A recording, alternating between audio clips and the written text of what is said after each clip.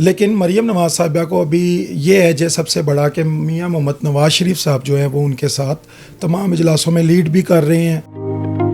یہ کوئی 5-10 سالوں میں نہیں، یہ 2 سے 3 سال کے اندر اندر پاکستان کی جو تقدیر ہے خاص طور پہ پنجاب اور لاہور کے تاجروں کے لیے بڑا ہی ایک مثبت ثابت ہوگا. اس میں تمام سیاسی پارٹیوں کو بیٹھ کے ایک معاشی پلان اختیار کرنا ہوگا. گھر وہی مضبوط ہوتے ہیں جہاں رشتے مضبوط ہوں.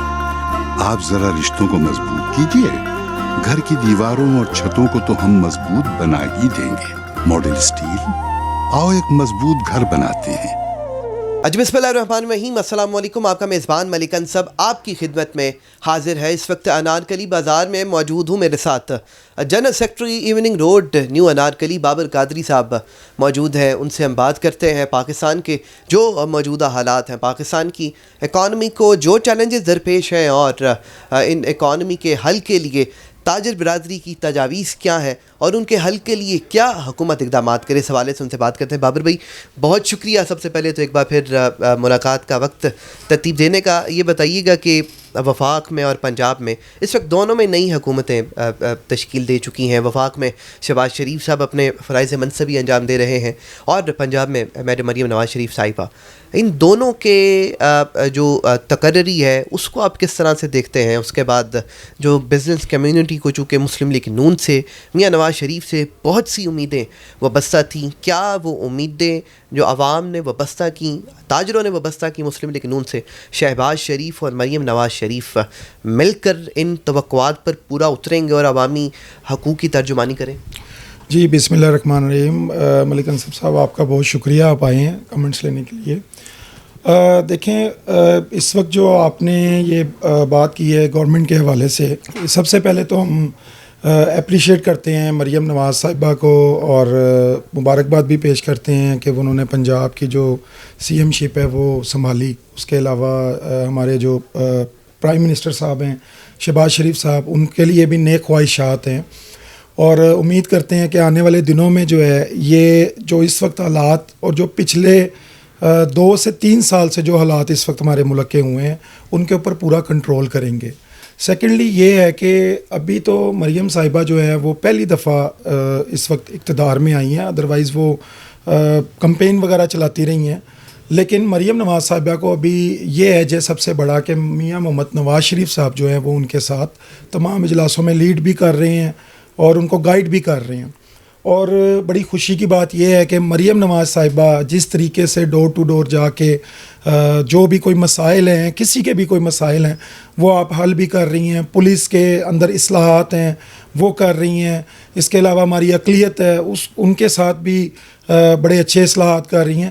تو یہ جو چیزیں ہیں، اور اس کے علاوہ جو ابھی انہوں نے ایک نئی اسکیم نکالی ہے نوجوان کے لیے بائکس وغیرہ کے لیے، اور زرعی اسکیم بھی جو انہوں نے کسانوں کے لیے نکالی وہ بھی.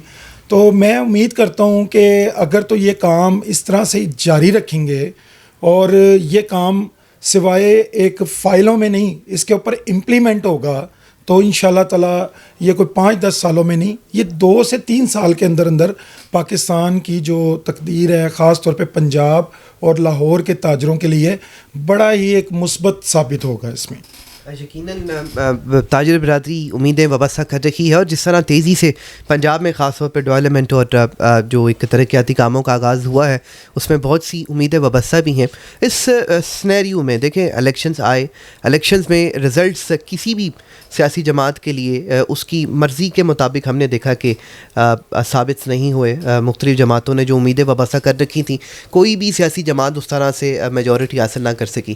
تو آپ نہیں سمجھتے کہ اس وقت یہ ضرورت ہے کہ سارے سیاستدان جو ہیں وہ اپنی انا کی سب سے پہلے قربانی کریں، چاہے وہ جیل میں ہیں یا چاہے وہ باہر ہیں، سب پہلے اپنی انا کی قربانی کریں. اور اس وقت دیکھیں کسی کا انا کیا اس قدر بری ہے کہ ملکی مسائل، آج غریب کے پاس 2 وقت کھانے کی روٹی نہیں ہے، غریب کے پاس بجلی کا بل ادا کرنے کے پیسے نہیں ہیں، کیا کسی شخص کی انا ان سب مسائل سے بڑی ہے کہ وہ بیٹھنے کو تیار نہیں؟ جی دیکھیں، سب سے پہلے تو ہمیں یہ سبق لے لینا چاہیے کہ آج سے 1.5 سال پہلے جو بھی تحریک انصاف نے ایک کمپین جاری رکھی، ایک تشدد کی سیاست اور جاریت، اس طریقے سے معاملات انہوں نے جاری رکھے، سب سے پہلے تو ہمیں یہ سوچنا چاہیے کہ اس وقت ہمارے ملک کا جو پوری دنیا میں ایک نام ہے وہ کتنا ڈی گریڈ ہوا ہے.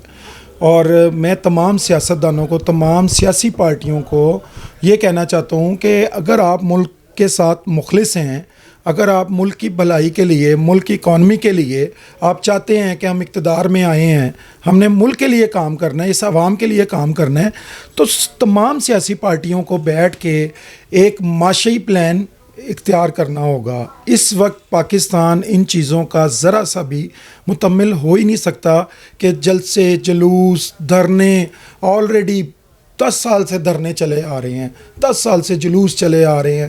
ٹھیک ہے, اپوزیشن کو اپوزیشن بھی کرنی چاہیے جو ان کا رائٹ بنتا ہے, لیکن اس طرح کی جلاؤ گھیراؤ کے معاملات, پاکستان کا نام پوری دنیا میں بدنام کرنا, پاکستان کے اداروں کو بدنام کرنا, اس طرح یہ نقصان 2 سالوں میں جس طرح پاکستان کا گریڈ نیچے گیا ہے, پاکستان کے پاسپورٹ کی ویلیو جو ہے وہ جو خراب ہوئی ہے ان 2 سالوں کے اندر, یہ ہماری تمام سیاسی پارٹیوں کو اس سے سبق لے لینا چاہیے کہ یہ نقصان پورے پاکستان کا ہے, پاکستان کی عوام کا ہے.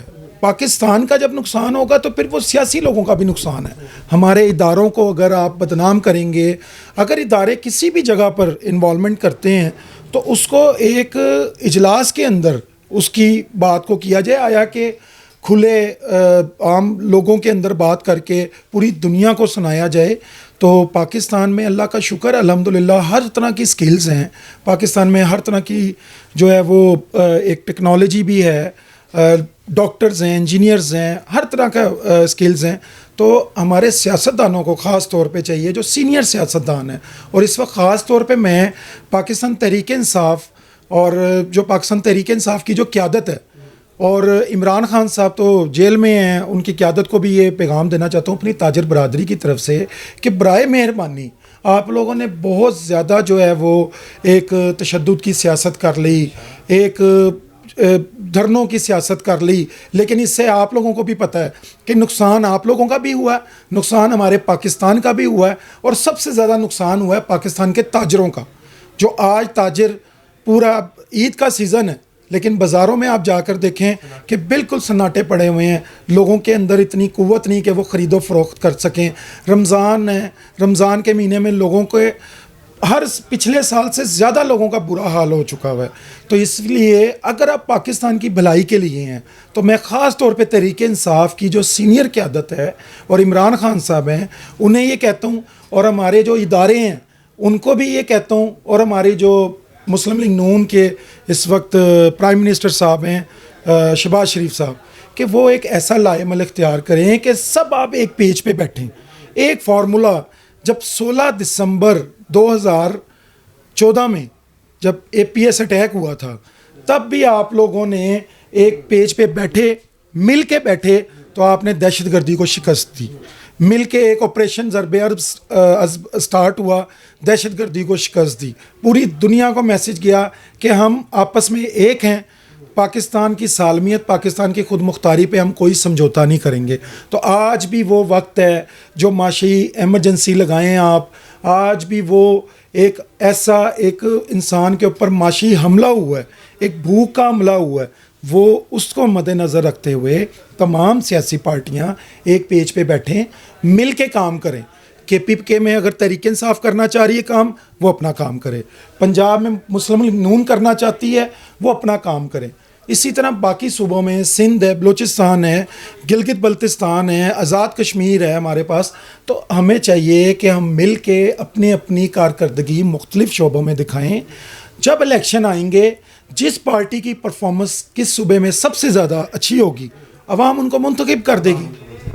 بہت شکریہ. میرے ساتھ general secretary evening road new Anarkali Babar Qadri صاحب موجود تھے. آج مبارکباد پیش کی ہے وزیر اعظم میاں محمد شہباز شریف اور وزیر اعلیٰ مریم نواز شریف صاحبہ کو. اس کے علاوہ جو چیلنجز درپیش ہیں حکومت پاکستان اور حکومت پنجاب کو, اس کے علاوہ جو تاجر برادری امیدیں وابستہ کیے ہوئے ہیں, ان حکومتوں سے آج ان امیدوں سے آگاہ کیا ہے. اور اس وقت جو سب سے بڑی اس ملک کی ضرورت ہے نیشنل ڈائیلاگ, تمام سیاسی جماعتوں کو دعوت دی ہے کہ وہ مل کر بیٹھیں اور عوام کے مسائل کا سوچیں. عوام کے مسائل کا جب مل کر وہ حل تلاش کریں گے, یقیناً عوام کے مسائل کا حل نکلے گا بھی, اور عوام کے مسائل ختم بھی ہوں گے. جی बिस्मिल्लाहिर्रहमानिर्रहीम. जी मैं Babar Qadri, general secretary इविंग road new Narkali से आप तमाम भाइयों को, ताजर भाइयों को, हमारी सीनियर ताजर क़यादत को, पाकिस्तान की आवाम को अपनी यूनियन की तरफ से ढेर सारी ईद की खुशियाँ मुबारकबाद पेश करता हूँ और तमाम लोगों के लिए दुआ करता हूँ कि अल्लाह ताला आपको आने वाले दिनों में भी खुश व आबाद रखे और हमारे पाकिस्तान में भी तमाम लोगों को अल्लाह ताला ईद की ढेर सारी खुशियाँ मुबारक हों. आए अपनी खुशियों को और भी मीठा बनाएं. फजल स्वीट्स एंड बेकर्स 1930 से आपके हसीन लम्हों में खुशियों की मिठास लिए. शहद जैसी मिठास, सच्चा देसी स्वाद, मुनफरिद जायका और नफासत में सबसे जुदा और क्वालिटी भी सबसे आला. हमारी क्वालिटी की मिठाइयों में आपका साथ हमेशा रहा है. फजल स्वीट्स एंड बेकर्स की जानिब से सबको ईद मुबारक.